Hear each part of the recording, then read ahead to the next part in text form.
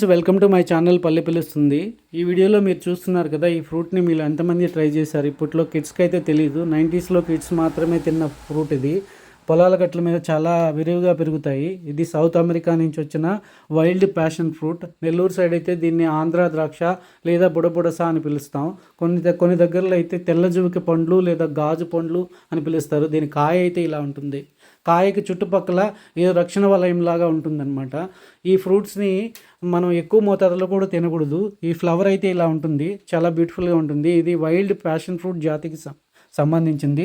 దీన్ని wild passion fruit లేదా wild మరకూజా లేదా స్టింకింగ్ ప్యాషన్ ఫ్రూట్ అని పిలుస్తారు. ఇది సౌత్ అమెరికా నుంచి వచ్చిన ఫ్రూట్ అనమాట. మన ఇండియాలో ఇప్పుడు విరివిగా పెరుగుతున్నాయి, చాలా దగ్గరలో ఉంటుంది ఇది పొలాల గట్ల మీద. ఫ్రూట్స్ అయితే ఇలా ఉంటాయి ఆరెంజ్ కలర్లో.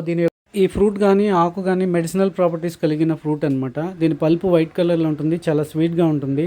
పండు తిన్నప్పుడు కొంచెం స్మెల్ కూడా వస్తుంది, మంచి స్మెల్, లిటిల్ ఫ్రాగ్రెన్స్ ఉంటుందన్నమాట. ఇది అందరికీ నచ్చదు. దీనిలో చాలా ఔషధ గుణాలు ఉన్నాయని చెప్పుకుంటారు.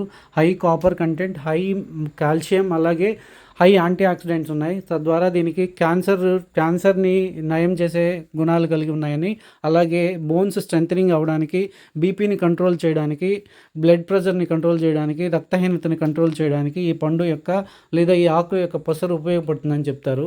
అంతేకాకుండా కరోనా టైంలో ఆనందయ్య ఈ పసరుని కరోనా మెడిసిన్లో వాడారని చాలామంది చెప్పుకుంటారు. మీలో ఎంతమంది ఈ ఫ్రూట్ని ట్రై చేశారు? మీ సైడ్ అయితే ఈ ఫ్రూట్ని ఏమని పిలుస్తారో కామెంట్ ద్వారా తెలియజేయండి ఫ్రెండ్స్. ఈ వీడియో మీకు అందరికీ నచ్చిందని అనుకుంటున్నాను. Thanks for watching. Please subscribe my channel friends. ఈ గింజలు అయితే ఇలా ఉంటాయి. మనం తిన్న తర్వాత గింజలను అయితే ఊసేయాల్సి ఉంటుంది. ఈ గింజల్ని తినకూడదు friends. Thanks for watching. Have a great day.